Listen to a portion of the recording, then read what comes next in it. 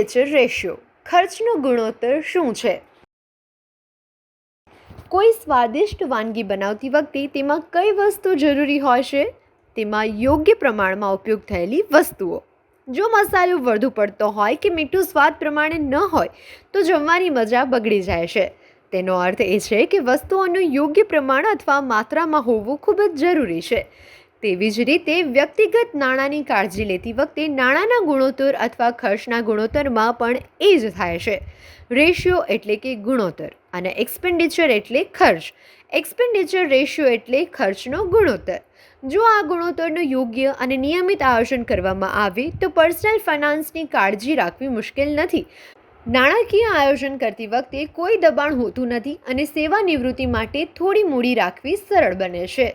ખર્ચના ગુણોત્તરનો મતલબ થોડી વિગતોમાં સમજવાનો પ્રયત્ન કરીએ. આપણી કુલ માસિક આવકનો કેટલો હિસ્સો આપણે કઈ જરૂરિયાતો પૂરી કરવા માટે ખર્ચીએ છીએ તેને આપણે ખર્ચનો ગુણોત્તર કહીએ છીએ. ખર્ચનો ગુણોત્તર તે કોઈ પણ લેખિત સિદ્ધાંત કરતાં પ્રત્યક્ષ લેવડ દેવડમાં વધુ અસરકારક માનવામાં આવે છે.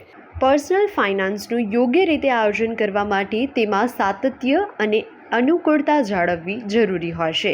તો જ ભવિષ્યમાં તેનો થોડો ફાયદો થઈ શકે છે. ખર્ચના ગુણોત્તરના અમુક પ્રકાર સમજી લઈએ. Budgeting ratio, emergency fund ratio, housing ratio અને ક્રેડિટ ઉપયોગ ગુણોત્તર.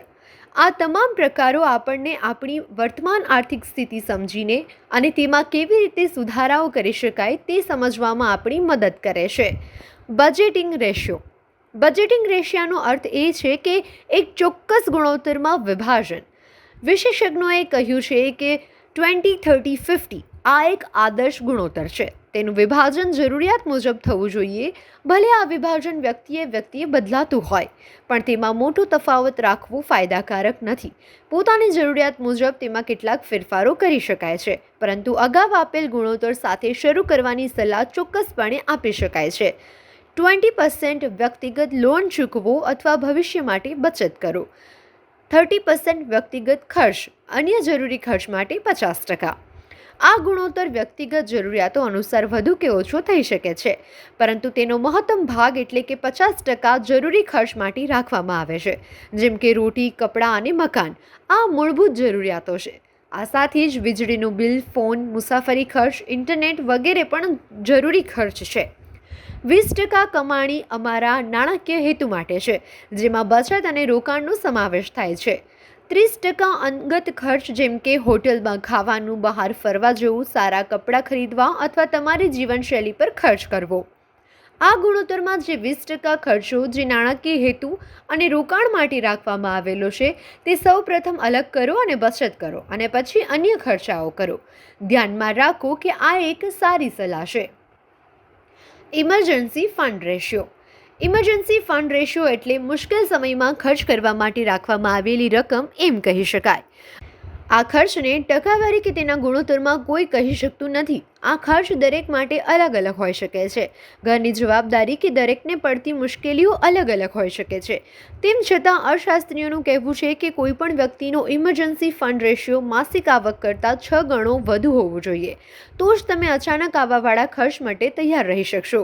આ વિશિષ્ટ ફંડ રેશિયો બનાવવા માટે આવશ્યક ખર્ચના 50%માંથી લેવો અથવા અન્ય ખર્ચાઓ માટે 30% છે તેમાંથી ઓછા ખર્ચ સાથે તેનો ઉપયોગ કરો. ઇમરજન્સી ફંડ નોકરી, ધંધામાં આવનારી મુશ્કેલીઓ, બીમારીઓ, અચાનક આવેલ ઘર ખર્ચ માટે રાખો. પરંતુ નિષ્ણાતો કહે છે કે બચત માટે રાખવામાં આવેલો 20%માં ઘટ ન આપવા દેવી જોઈએ. તો પણ જરૂર પડે તો આ 20%નો અમુક ભાગ વાપરી શકાય. Housing ratio. આ ખર્ચમાં ઘર માટે જરૂરી તમામ ખર્ચનો સમાવેશ થાય છે. મતલબ તેમાં દર મહિનાનો ઘર ખર્ચ, ઘરનું ભાડું, સોસાયટીનું મેન્ટેનન્સ, ઘરના સમારકામ માટે બચત કરેલા રૂપિયા, આવા ખર્ચ આવી શકે છે. આ ખર્ચનો 50% ખર્ચમાં સમાવેશ કરી શકાય છે. પરંતુ જો તમારે ઘરનું સમારકામ કરવું હોય તો જો શક્ય હોય તો 20% બચતમાં 5% વધુ ઉમેરો. જો આ શક્ય ન હોય તો 15% બચાવો અને 5% ઘરના સમારકામ માટે ખર્ચ કરો. આપણે જે અન્ય ખર્ચાઓ માટે 30% રાખ્યા છે તેના ખર્ચમાં ઘટાડો કરીને આ 5% બચાવી શકીએ છીએ. Credit utilization ratio. દરેક બેંક ક્રેડિટ કાર્ડની સુવિધા આપે છે. વ્યક્તિની માસિક આવક અને બેંકમાં થતા વ્યવહારોને ધ્યાનમાં લેતા ક્રેડિટ લિમિટના રૂપમાં કાર્ડ પર ચોક્કસ રકમ મળે છે. તેને ચૂકવવા માટે થોડા દિવસોનો સમયગાળો આપવામાં આવે છે. જો તે સમયગાળામાં ચૂકવણી કરવામાં ન આવે તો તેના પર દંડ લાદવામાં આવે છે. તમારી મર્યાદાના માત્ર 30% સુધી ક્રેડિટ કાર્ડ અથવા ક્રેડિટ યુટિલાઇઝેશનનો ઉપયોગ કરો. તે પછી તેની અસર સિબિલ રિપોર્ટ પર જોવા મળે છે. જો સિબિલ રિપોર્ટ સારો હોય તો લોન લેવામાં કોઈ સમસ્યા આવતી નથી. જેમ આપણું શારીરિક સ્વાસ્થ્ય સારું હોવું જરૂરી છે, તેવી જ રીતે આપણે આપણા આર્થિક સ્વાસ્થ્ય પર પણ ધ્યાન આપવું જરૂરી છે. આપણો આહાર કેવો, વ્યાયામને કેટલું મહત્ત્વ આપીએ છીએ, જેમ આપણું સારું સ્વાસ્થ્ય આપણી જીવનશૈલી પર આધાર રાખે છે, તેવી જ રીતે આપણે આપણી આવકનો ઉપયોગ કેવી રીતે કરીએ છીએ, ક્યાં ખર્ચ કરીએ છીએ અને કેટલીક બચત કરીએ છીએ, તેના પર આર્થિક સ્વાસ્થ્ય આધાર રાખે છે. આર્થિક આયોજન કરવું તે કોઈ સમસ્યા નથી, તેના બદલે તે એક મેનેજમેન્ટ કૌશલ્ય છે. અહીંયા ખર્ચના ગુણોત્તરનું મહત્ત્વ વધુ સ્પષ્ટ બને છે. ખર્ચના ગુણોત્તરની ટકાવારી થોડી ઘણી વધારે ઓછી થઈ શકે છે, પરંતુ તેના ગુણોત્તરમાં વધુ અંતર ન રાખો.